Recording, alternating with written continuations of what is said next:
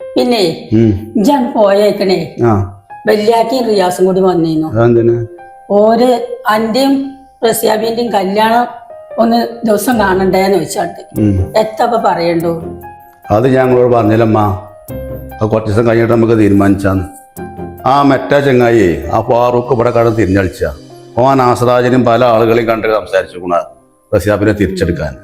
ഇതിന്റെ ഇടയിൽ ഇപ്പൊ നമ്മൾ നിശ്ചയം കാര്യങ്ങളെന്നൊക്കെ പറഞ്ഞുകൊണ്ട് ചെല്ലുക എന്നുള്ളൊരു മോശമല്ലേ?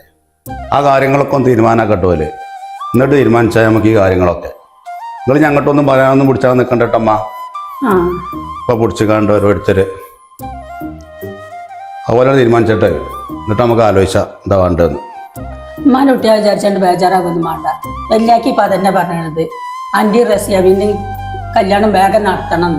മറ്റവനെ കൊണ്ട് ഇപ്പൊ തന്നെ തച്ചാട്ടാനുള്ള കാര്യത്തിലാണ് ഇവിടെ നിന്നാണ് പറഞ്ഞുകൊണ്ട് പോയത്. എനിക്കെന്ത് ബേജാറുമ്മ? നിങ്ങളെന്താ കേട്ട് ഞാനത് ബേജാറായി കിടക്കാന്ന്. എനിക്ക് നിങ്ങളോട് പറയാനുള്ള നിങ്ങൾ ഞാൻ എൻ്റെ പേരിൽ ടെൻഷൻ അടിച്ചല്ലേന്ന് പോലും തീരുമാനിച്ചോട്ടെ ആ കാര്യങ്ങൾ എന്താ വെച്ചാൽ.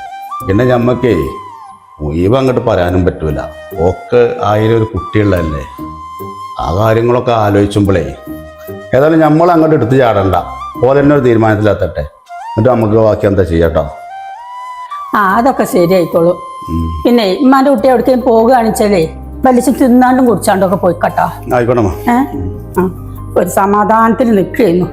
അതിൻ്റെ ഇടയിൽ കൂടി അപ്പത് എവിടുന്നോ പൊട്ടി മുളച്ചാണ്ട് വന്നിക്കണു. അവിടെ ഉണ്ട് ഇവിടെ ഉണ്ട് എന്നൊക്കെ പറഞ്ഞത്. അതാ ഇവിടെ തന്നെ പൊട്ടി മുളച്ച് വന്നിക്കുകയാണ്.